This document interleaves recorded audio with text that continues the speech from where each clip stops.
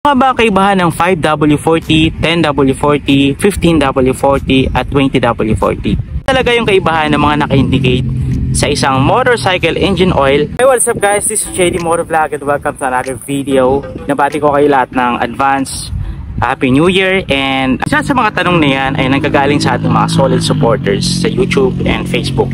Kaya naman guys, pag-uusapan natin at himay-himayin natin kung ano ba talaga yung kaibahan ng mga naka-indicate sa isang motorcycle engine oil, at bukod nga po sa brand ay tinatanong din nila kung ano yung magandang oil for their motorcycles.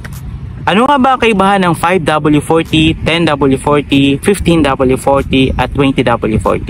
Marami kasi sa ating mga riders na wala masyadong knowledge pagdating sa oil. They only go for the recommendations of others, and kung ano yung madalas na ginagamit, ayun na rin yung ginagamit natin. Pero always remember guys na ang pinaka-important part ng engine natin is yung motorcycle oil. Ang oil po is the one who lubricates the moving parts of the engine. It also cleans the engine. At the same time, it improves the performance. Now, ano nga po pala ang kaibahan ng 5W40 sa 10W40? So guys, very important na malaman natin at mapag-uusapan natin ngayon kung ano ba talaga yung oil na ginagamit natin ngayon at kung ano yung mga benefits na makukuha natin dito.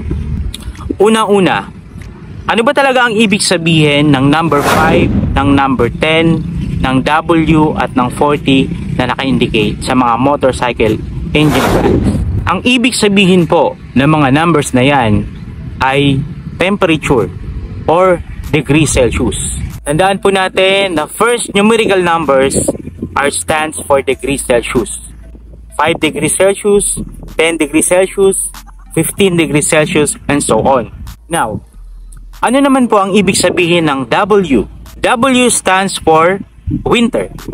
At ang winter po stands for pinakamalamig na temperatura ng panahon. Kaya po ng sa Amerika. Pero dito po sa Pilipinas, wala po tayong winter. Ano naman po ang ibig sabihin ng 40? 40 po is also talks about temperature. Pag sinabi po na 5W40, 10W40, 15W40, bakit same sila na 40? Ibig sabihin, pag mainit na yung makina, pares-parehas na po sila ng performance. Kakaiba lamang po kapag nag-start up yung makina. Madalas lang naman po na ginagamit dito sa ating mga motorcycle is ang 5W40 and itong 10W40. And dito natin ipapasok yung tanong na dahil nga magsa-summer na, gagamit na daw siya ng 20W40. Sa akin po ang ginagamit ko is sa Honda ADV, at ang normally ginagamit ko dito na lang is 5W40 and 10W40. Pinagkaiba po ng 5W40 at 10W40 is yung viscosity. Ano ba ibig sabihin ng viscosity? Obviously po, kapag tayo po ay gumamit ng 5W40, ito po ay malabnaw kaysa sa 10W40. Now, ano nga po pala ang mga benefits nito? Pag gumamit ka ng mga 5W40, means 5 degrees Celsius during the winter. But we are in a tropical country, kaya mas marirecommend ko sa'yo is yung 10W40. And even during the rainy season, kahit po sa Baguio, hindi po tayo maabot ng 5 degrees Celsius. That is why very important na kailangan malaman natin kung ano yung recommendations ni manufacturer bago tayo gumamit ng mga engine oil. I am using the Honda ADB 150. Actually, magti 3 years na po ito sa akin. And upon checking, we are recommending the 10W40 for our specific Honda ADB 150. Ang 5W40 at ang 10W40 guys, walang pinagkaiba sa performance kapag parehas sila mainit. That is why parehas po silang 40. Nagkakaiba lamang po sila during startup.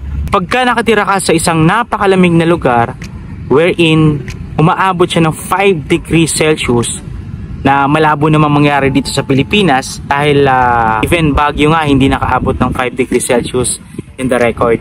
That's the time na gagamit ka lang ng 5W40 wherein mas mabilis niya ma-cover up yung loob ng makina at mabilis siya makapag-start up. But we are in a tropical country, as I said earlier, there's no need to use 5W40. Mas marirecommend natin si 10W40 wherein pagka sobrang lapot na ginagamit mo na engine oil, mas mahirapang i-cover up yung loob ng makina.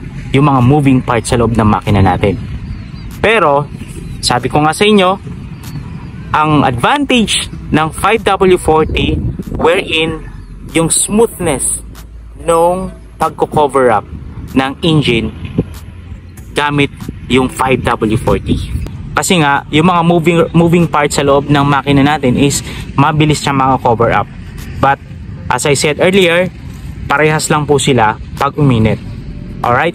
Again, kagaya po ng unang nabanggit, kapag parehas na po silang mainit at kapag na-reach na nila yung certain temperature doon sa long ride or during gamit ng mga motorcycles is parehas lang po sila ng performance. Ang pinagkaiba nga lang po nila is during the startup. So ako po personally ang ginagamit ko po is 10W40 for practicality dahil bilang angkas biker and small entrepreneur ng small business na appliance center is gamit na gamit ko talaga si 10W40 and this is why I'm using the Total Hyperf 10W40 with improver technology. Alright? Hindi po kailangan ng 5W40 dahil hindi naman po tayo nakatira sa malamig na lugar. Then again, it is a personal choice and I am following the manufacturer's manual for best results. So I have to follow the manual because they know us better. Kaya sa mga nagtatanong po kung ano pa talaga yung magandang oil para sa mga motorcycles natin at kung ano ba talaga yung best recommendations dun sa mga motorcycle engine oil natin is better to check your manual before buying any kinds or any brands ng motorcycle engine oil. But for me, this Total Hyperf 10W40, this is my recommendations and you have to try this one guys because ang tagal-tagal ko nang kasama si Total Hyperf sa aking journey bilang angkas biker and sa aking small business pagdating sa daily and a practical ride. Alright, so sana guys mayroon kayo natutunan sa video natin ngayon pagdating dun sa mga labelings na nakikita natin sa mga motorcycles, engine oil or other brands dahil meron pong significant kapag alam natin yung isang bagay ay mas malaking impact at malaking tulong dun sa ginagamit natin, more especially sa maintenance ng ating mga motorcycles. That's why guys, kasama ko lagi sa karera ng buhay ang Total Hyperf 4700 scooters 10W40. It's a personal choice guys, you have to try this one because this is very recommendable dun sa lahat ng mga solid na mga two-wheelers natin and kumakayod sa buhay. Again guys, maraming salamat. If you like this video and meron ka natutunan, consider to like and follow sa ating channel. Click mo na rin guys yung notification bell para update ka sa mga next video na ilalabas natin. Guys, on my next vlog and God bless. Ride safe.